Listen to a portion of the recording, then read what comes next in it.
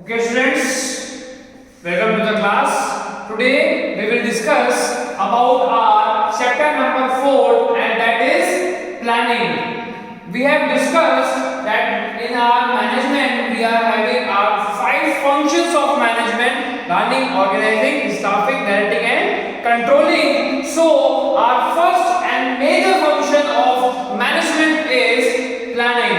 अब प्लानिंग क्या होता है बच्चों? Planning is thinking in advance. किसी भी चीज के बारे में पहले से ही सोच लेना कि what is to be done, क्या करना है, how when is to be done, कब करना है, how is to be done, कैसे करना है और हु विल डू इट, कौन करेगा। So these all parameters are needed to be think in advance. इन सब चीजों के बारे में आपको पहले से ही सोच लेना होगा। इसी प्रोसेस को हम कहते हैं प्लानिंग। किसी भी काम को करने से पहले उसके बारे में सोच लेना, उसे हम कहते हैं प्लानिंग। ऐसा करना बहुत जरूरी है बच्चों। जब तक आपको नहीं पता कि हमें क्या करना है, what is to be done, आप कोई भी वर्क स्टार्ट नहीं कर सकते।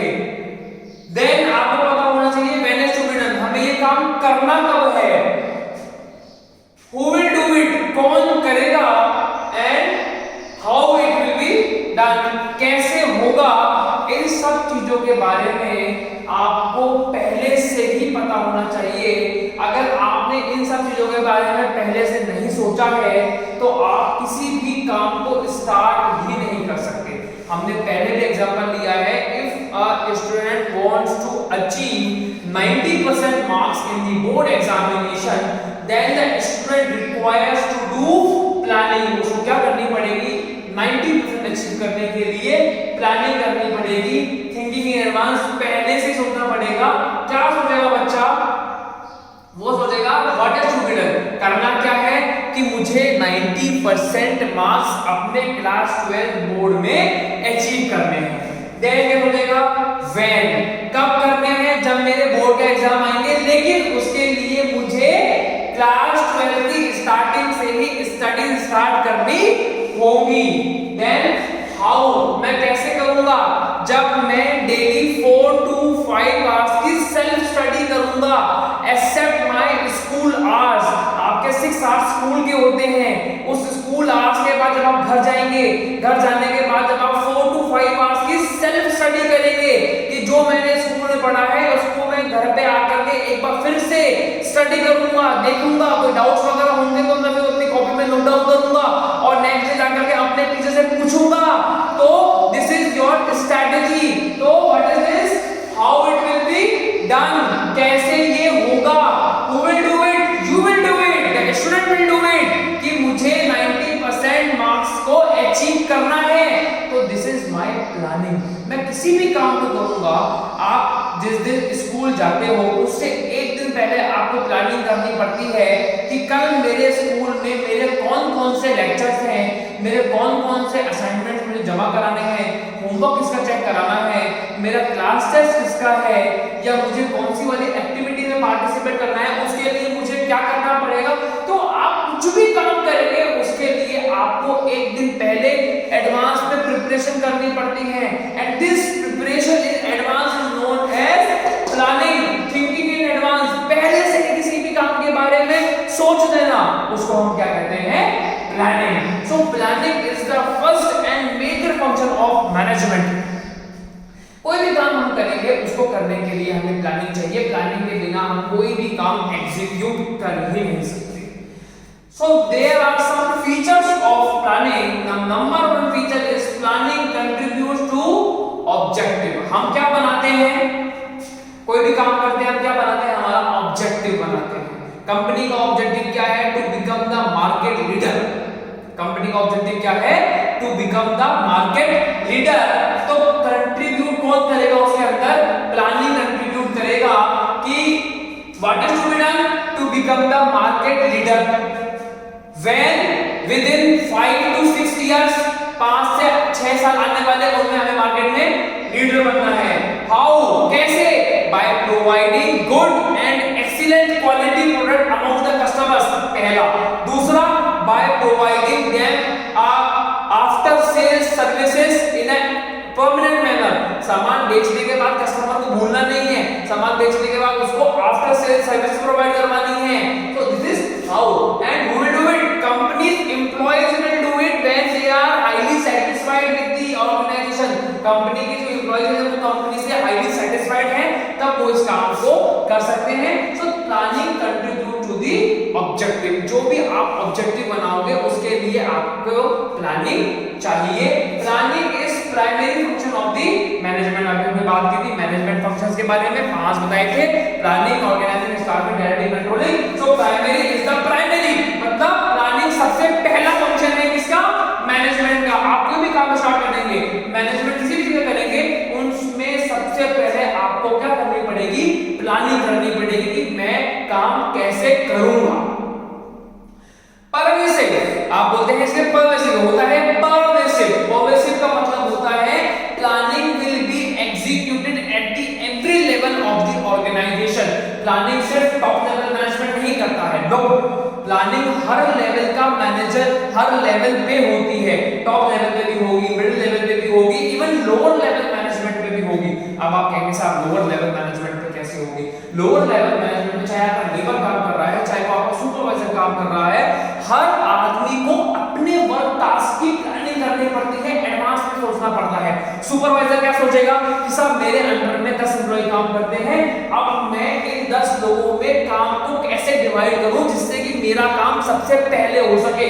तो supervisor is also conducting the planning, supervisor भी क्या कर रहा है, अपने काम की प्लानिंग कर रहा है। That is why planning is applicable और at the all levels of management, either it is top level, middle level, lower level, whatever level it is, but the planning will be executed by the each and every person which is working in organization.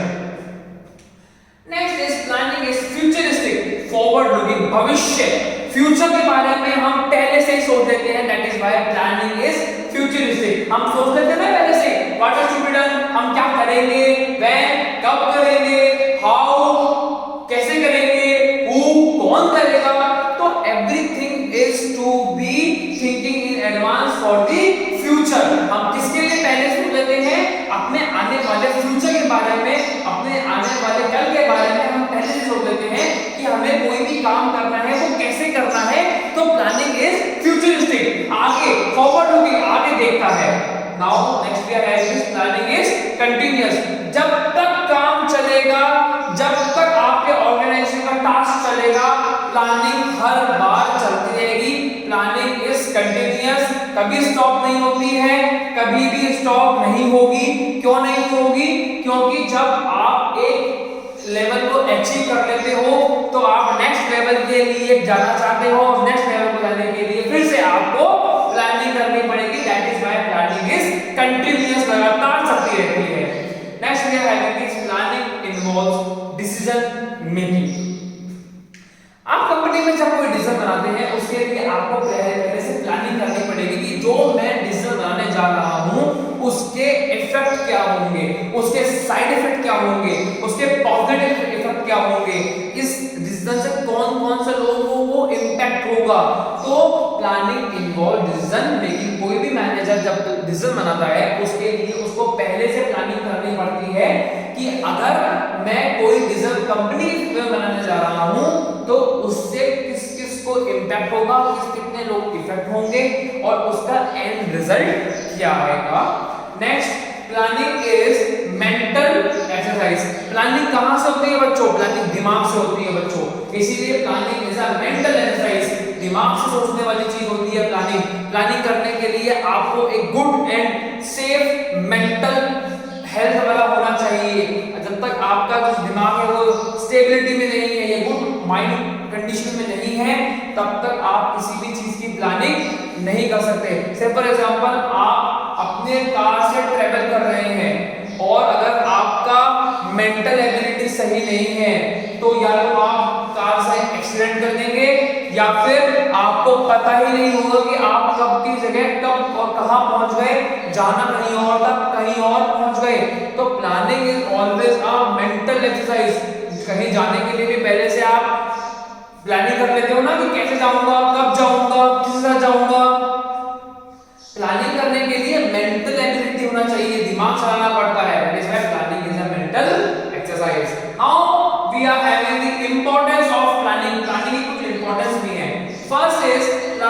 Provides direction, कैसे जाना है, कहां जाना है, हमारे लिए कौन सा वाला वे ठीक रहेगा, हमें कौन कौन से काम करने चाहिए जिससे कि हम हमारे टारगेट तक पहुंच सके, उसके लिए हमें पहले से प्लानिंग करनी पड़ती है।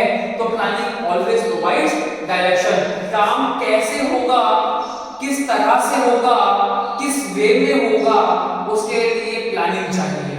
Second is planning reduce the risk of uncertainties. हम पढ़ते आ रहे हैं कि साहब business is a uncertain activity, business में कब और क्या हो जाए, कब प्रॉफिट होगा, कब हमें लॉस होगा, ये हमें नहीं पता। But planning somewhat reduces the uncertainty conditions.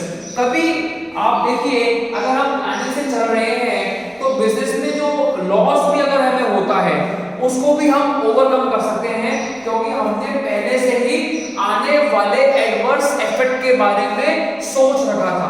Adverse effect मतलब क्या होता है, अगर हमारे कंपनी में कुछ बुरा भी हो जाता है तो उस कंडीशन को फेस करने के लिए भी हमारे पास प्रॉपर बैकअप होगा।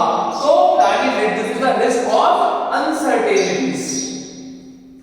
थर्ड क्या है, planning reduces overlapping and wasteful activities. अगर आपने किसी चीज की पहले से प्लानिंग कर रखी है, क्या प्लानिंग कर रखी है साहब, हु विल डू इट, कौन इस काम को करेगा, तो आपने उसी आदमी को जब उस वर्क को असाइन कर दिया तो ओवरलैपिंग ऑफ वर्क नहीं हो। ओवरलैपिंग मतलब एक ही काम को दो बार दो अलग-अलग लोगों से किया जाना, उसको हम क्या कहते हैं, ओवरलैपिंग। और उससे क्या होता है, हमारे रिसोर्सेज वेस्ट हो जाते हैं।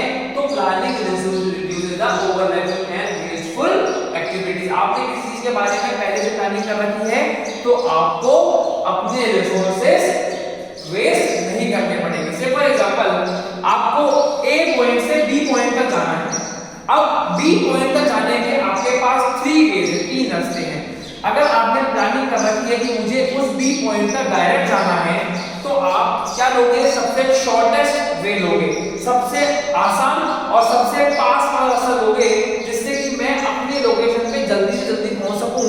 अगर आपने प्लानिंग नहीं की है तो आपको पता ही नहीं होगा रास्ता कहां है, तो आप अपने रिसोर्सेज मतलब कि अपना टाइम और अपने पेट्रोल या डीजल को आप वेस्ट कर दोगे इन लैकिंग ऑफ प्लानिंग। जब आपके पास प्लानिंग ही नहीं है तो आप क्या वेस्ट करोगे, अपना टाइम, अपना मनी। मनी किस रूप में वेस्ट करोगे, पेट्रोल या डीजल। फोर्थ वन क्या है, प्लानिंग प्रमोट्स इनोवेटिव आइडियाज। जब हमने कहा कि planning is a mental exercise, दिमाग चलाना पड़ता है, जब आप दिमाग चलाते हो तो आप इनोवेटिव आइडियाज ढूंढ लेते हो, कुछ नया। Innovative is what, something new, creating something new, creating something unique. तो planning promotes innovative ideas. Planning से आप क्या प्रमोट कर लेते हो, इनोवेटिव आइडियाज, कुछ नया सोचते हो, कुछ डिफरेंट सोचते हो, कुछ यूनिक सोच लेते हो, because you are thinking in advance. किसी भी काम को करने के लिए आप पहले से सोच रहे हो, तो आप उसके लिए कुछ यूनिक चाहते हो, कुछ यूनिक सोचना चाहते हो।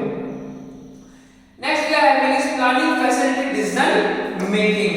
देखिए अभी हमने बात की कि प्लानिंग हम जब करते हैं तो हम किसी भी चीज के बारे में पहले से सोच लेते हैं। तो कोई भी काम जब हम कर रहे होते हैं उसके लिए हमें डिसीजन लेना पड़ता है कि ये काम हम कैसे करेंगे। तो प्लानिंग करने से ही हमें किसी भी काम करने के डिसीजन को हम मतलब अपनी कंपनी में इंप्लीमेंट कर सकते हैं, क्योंकि प्लानिंग जब तक हम नहीं करेंगे तब तक हम कोई डिसीजन नहीं निकाल सकते कि हम स्ट्रेटेजी ए यूज करें, स्ट्रेटेजी बी यूज करें, काम को कैसे करें। वो कब होगा, जब हमारे पास प्रॉपर प्लानिंग होगी। And last one is planning establishes standard of for controlling.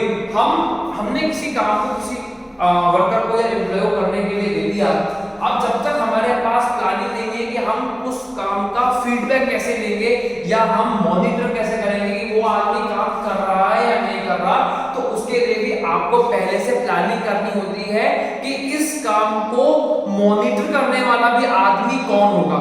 से फॉर एग्जांपल आपने आपके 50 एम्प्लॉयज को बोल दिया कि आपको at the end of the day 500 units हमें प्रोड्यूस करके देनी है, हमें ये आगे सप्लाई करना है। तो अब उन 50 पीपल्स की मॉनिटरिंग करने के लिए भी आपको एक आदमी लगाना पड़ेगा।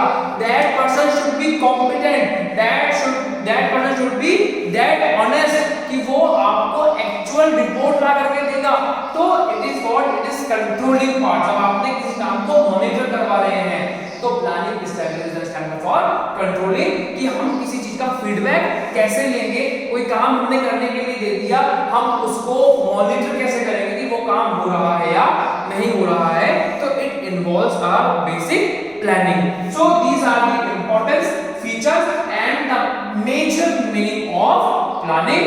What is this? थिंकिंग